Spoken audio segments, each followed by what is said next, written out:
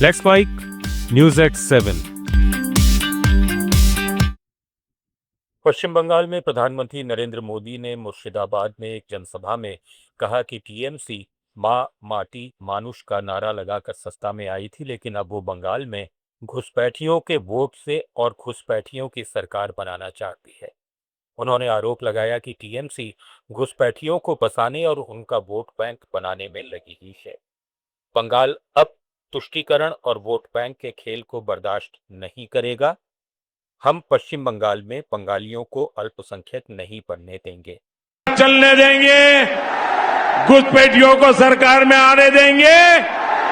साथियों, पूरे बंगाल के लोगों ने, हम सब ने मिलकर के टीएमसी को घुसपैठियों की सरकार बनने नहीं देना है। इसलिए बंगाल का ये चुनाव केवल सत्ता परिवर्तन का ही चुनाव नहीं है, ये चुनाव बंगाल की पहचान बचाने का चुनाव है।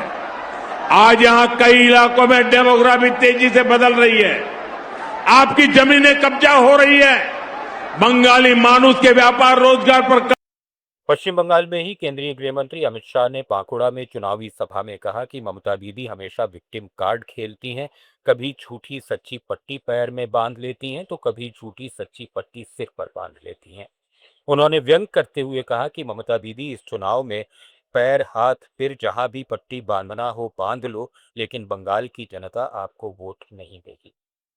ये ममता दीदी विक्टिम कार्ड खेलती है, कभी सच्चा झूठा पट्टी पैर में बांध देती है, कभी सच्चा झूठा पट्टी सर पे बांध देती है।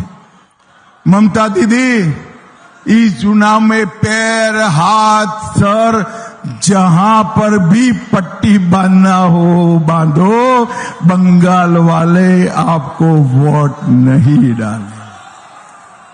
भाइयों बहनों, पश्चिम बंगाल विधानसभा चुनाव से ठीक पहले आम आदमी पार्टी के राष्ट्रीय संयोजक अरविंद केजरीवाल ने आरोप लगाया है कि भाजपा ने सभी सरकारी संस्थाओं पर कब्जा कर लाखों वोट कटवाए हैं। केजरीवाल ने सोशल मीडिया प्लेटफॉर्म एक्स पर लिखा कि सभी संस्थाओं पर कब्जा करने और मतदाता सूचियों से लाखों नाम हटाने के बावजूद अगर मोदी पश्चिम बंगाल में हार गए तो क्या होगा। आपको बता दें कि बंगाल में 23 और 29 अप्रैल को 2 चरणों में विधानसभा चुनाव के लिए मतदान होना है। समाजवादी पार्टी के राष्ट्रीय अध्यक्ष अखिलेश यादव ने जयपुर में प्रेस कॉन्फ्रेंस के दौरान प्रधानमंत्री नरेंद्र मोदी पर तंज किया है कि उन्होंने कहा कि हम डरते नहीं हैं, अगर सच्चाई दिखाई जाए तो किसी और को दिक्कत हो सकती है। एक नकली संत हैं जो दूसरों से सर्टिफिकेट मांगते हैं लेकिन खुद का सर्टिफिकेट ही नहीं दिखा पाते। वे दावा करते हैं कि सुबह 3 या 3:30 बजे उठते हैं, लेकिन जब योग करने का मौका मिला तो वे अस्थिर हो गए।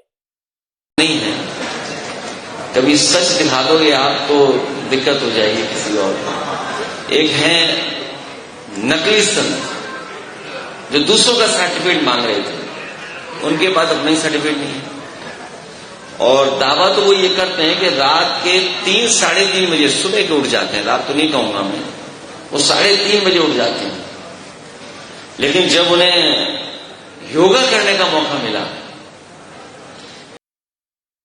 कांग्रेस नेता जयराम रमेश ने अमेरिका ईरान की बैठक को लेकर केंद्र सरकार की विदेश नीति पर निशाना साधा है।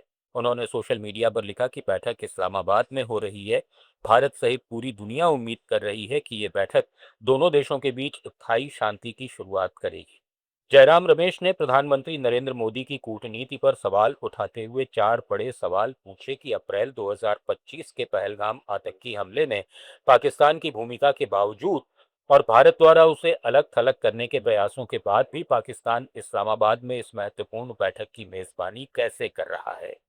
डॉक्टर मनमोहन सिंह की सरकार ने 26/11 मुंबई हमलों के बाद पाकिस्तान को प्रभावी ढंग से अलग थलग कर दिया था, लेकिन मोदी सरकार इसमें विफल रही। न्यूज एट 7 में फिलहाल इतना ही। बने रहिए लेट्स माइक के साथ। आप सुन रहे थे let's mic more than radio. Follow कीजिए हमें हमारे सोशल मीडिया प्लेटफॉर्म्स पर। आप सुन रहे थे let's mic more than radio. Follow कीजिए हमें